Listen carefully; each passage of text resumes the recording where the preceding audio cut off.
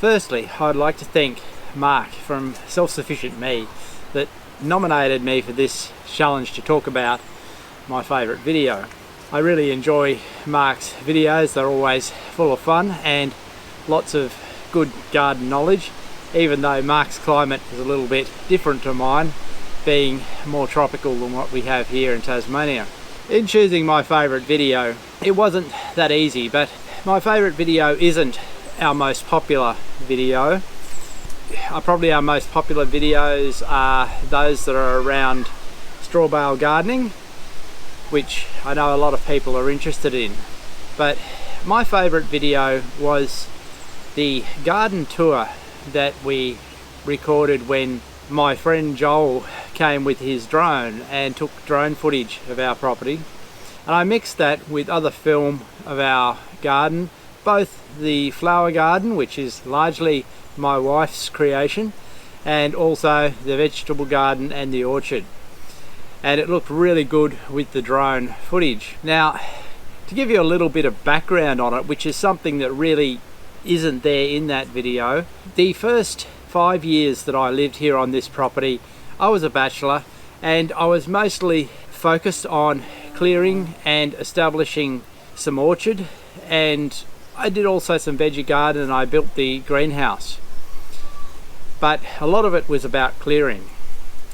The first 2 years after Elizabeth and I married was very much focused on building the house, and any garden that existed at the time was greatly neglected.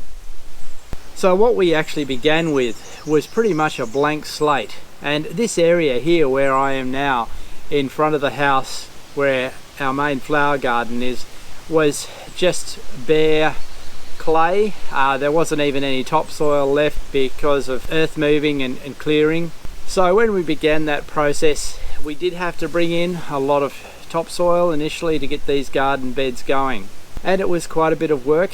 But why I really loved that video, which I called "You Can Do This Too," was because it was a sense of fulfillment. It really demonstrated to me what we had achieved in those 10 years of gardening here, and gave great satisfaction because it was the fulfillment of the dream to create a place which is not only productive in the sense of food and fruit, but also is beautiful.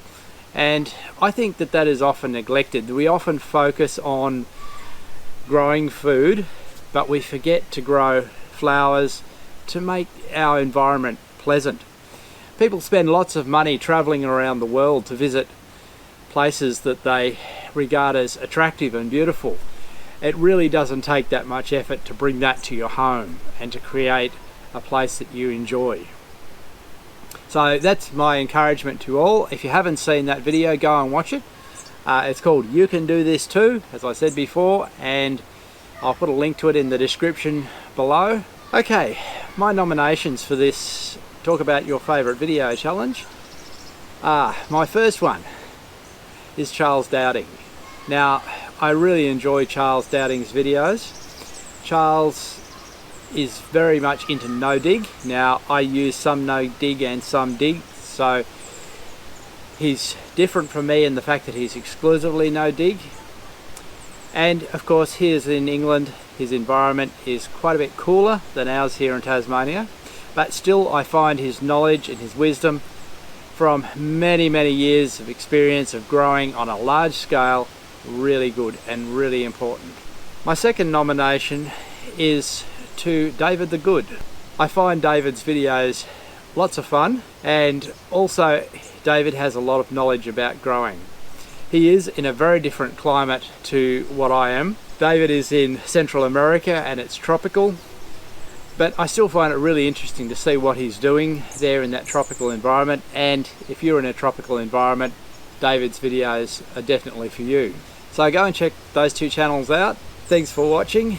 If you've enjoyed this video and you enjoy our videos here at Homesteading Down Under, don't forget to subscribe, hit notifications, and share with your friends.